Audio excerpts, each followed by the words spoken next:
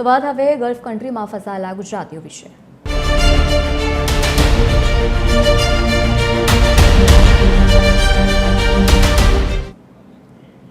સતત ત્રીજા દિવસે પણ અમદાવાદ ઇન્ટરનેશનલ એરપોર્ટ ખાલીખામ અવસ્થામાં છે। ગલ્ફ કન્ટ્રીની અનેક ફ્લાઇટ્સ ત્રીજા દિવસે પણ કેન્સલ થઈ છે। 20થી વધારે ફ્લાઇટ્સ હજુ પણ કેન્સલ છે। ઓમાન સહિત અબુધાબી, કતાર, કુવૈત સહિતની ફ્લાઇટ્સ રદ કરવામાં આવી છે। ખાસ કરીને સુરક્ષાના કારણોસર ફ્લાઇટ્સ રદ કરવામાં આવી છે।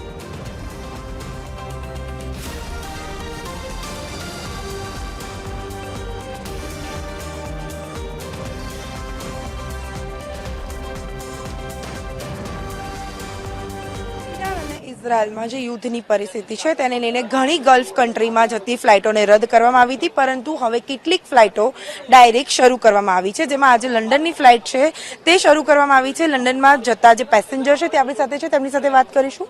સર, જે રીતે લંડનની ફ્લાઇટ આજથી શરૂ થઈ છે, આપ લંડન જઈ રહ્યા છો, શું કહેશો? લંડન જઈ રહ્યા છીએ આપણે। 2 વાગે ફ્લાઇટ છે અમારી, 2 વાગ્યાની।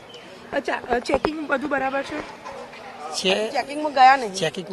ચેકિંગ ગયા નહીં અમે, પણ ચેકિંગમાં જઈશું બાકી છે। આપની ફ્લાઇટ જે છે સમયસર પર છે? શું આપને કોઈ માહિતી મળી હતી કે સમય પર છે? સમય પર છે। અને આપ કેટલા વાગ્યાની ફ્લાઇટમાં જઈ રહ્યા છો? 2 બજે। ચોક્કસથી તો જે 2 વાગ્યાની ફ્લાઇટ છે તે લંડન જનારી સીધી ફ્લાઇટ છે, જે ડાયરેક્ટ ફ્લાઇટ છે। ત્યાં પેસેન્જર છે તેને જવા માટેની એક હળવાશ મળી છે, કારણ કે જે ફ્લાઇટો રદ કરવામાં આવી હતી ગલ્ફ કન્ટ્રીની, ત્યારબાદ આજે ઘણી ખરી ફ્લાઇટો જે છે તે શરૂ કરવામાં આવી છે, જેના કારણે પેસેન્જર છે તે ક્યાંક ને ક્યાંક રાહત અનુભવે છે। કેમેરા પર્સન તુષાર પરમાર સાથે બ્રિંદા રાવલ, TV 13 અમદાવાદ। ઈરાન અને ઇઝરાયલમાં જે યુદ્ધની પરિસ્થિતિ છે તેને લઈને હજી પણ અમદાવાદ ઇન્ટરનેશનલ એરપોર્ટ ઉપર ફ્લાઇટો જે છે તે રદ કરવામાં આવેલી છે, જે યથાવત છે। હાલ લગભગ 20થી વધારે જે ફ્લાઇટો છે તે છેલ્લા 3 દિવસથી કેન્સલ કરવામાં આવેલી છે। ખાસ જો વાત કરીએ તો ગલ્ફ કન્ટ્રી તરફ જતી જેટલી પણ ફ્લાઇટો છે તે તમામે તમામ અત્યારે હાલ રદ છે।